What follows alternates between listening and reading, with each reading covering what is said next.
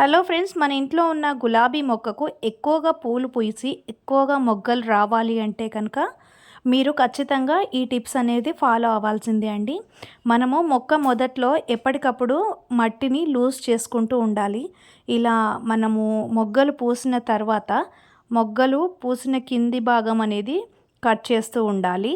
పువ్వు కింది భాగాన్ని కట్ చేయడం వల్ల ఇలా మళ్ళీ చిగుర్లు అనేవి కొత్తగా స్టార్ట్ అయ్యి మొగ్గలు అనేవి ఎక్కువగా రావడానికి ఛాన్స్ ఉంటుంది.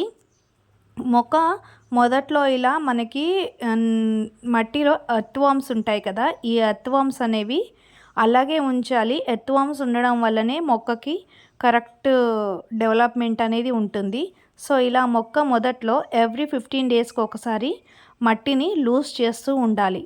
మట్టిని అలా లూజ్ చేయడం వలన మొక్క లోపలికి గాలి వేర్లకి ఖచ్చితంగా మంచిగా సమపాలలో అందుతుంది. ఒకవేళ మనం మట్టిని లూజ్ చేయనట్లయితే కనుక టైట్గా ఉండి లోపల ఉన్న వేర్లకి గాలి అంత కరెక్ట్గా అందకపోవడం వల్ల సరిగా బ్లూమింగ్స్ అనేవి రావు. మొక్క మొదట్లో లూజ్ చేసిన తర్వాత మనం ఇంట్లో వాడుకునే banana egg shells and onions peels ఇవన్నీ కూడా కలెక్ట్ చేసి మొక్క మొదట్లో వేసుకొని మనము 15 డేస్కి ఒకసారి మళ్ళీ మొక్కను అందులో వేసిన ఆనియన్ అవన్నీ తీసేసి మళ్ళీ మట్టిని లూజ్ చేసుకొని కొత్త ఆనియన్ పొట్టు అది వేసుకోవాలి. మనము కట్ చేసిన తర్వాత ఇలా మనకు కొమ్మలు ఉంటాయి కదండి, ఆ కొమ్మలని మనం వేస్ట్గా పాడేయకుండా మన దగ్గర ఉన్న ఏదైనా పాట్లో దానిని మళ్ళీ పెట్టుకొని దాన్ని ఎండ ఉన్న షేడ్లో కాకుండా నీడ ఉన్న షేడ్లో పెట్టండి.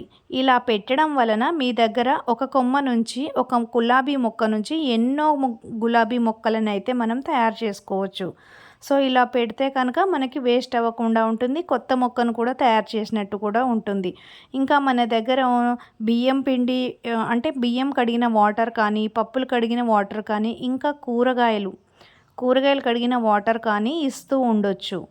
ఇంకా మనము దీనికి ఎప్సమ్ సాల్ట్ కానీ, వర్మీ కంపోస్ట్ కానీ 15 డేస్కు 1 మంత్కి ఒకసారి అలా కొంచెం కొంచెం మొక్క మొదట్లో ఇచ్చినట్లయితే కనుక ఎక్కువగా బర్డ్స్ అనేవి రావడానికి ఆస్కారం ఉంటుంది.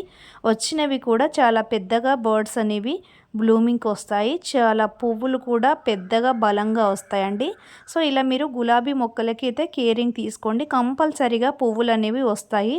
అండ్ ఇంకొకటి, ఎండకి మాత్రమే మనం గులాబీ మొక్కను పెట్టాలి. నీడలో ఉంటే అయితే గులాబీ మొక్క రాదు. అలా అని ఎక్కువ నీడ కాకుండా ఎక్కువగా ఎండ కాకుండా అట్లీస్ట్ 3 to 4 అవర్స్ ఎండ తాకేటట్టు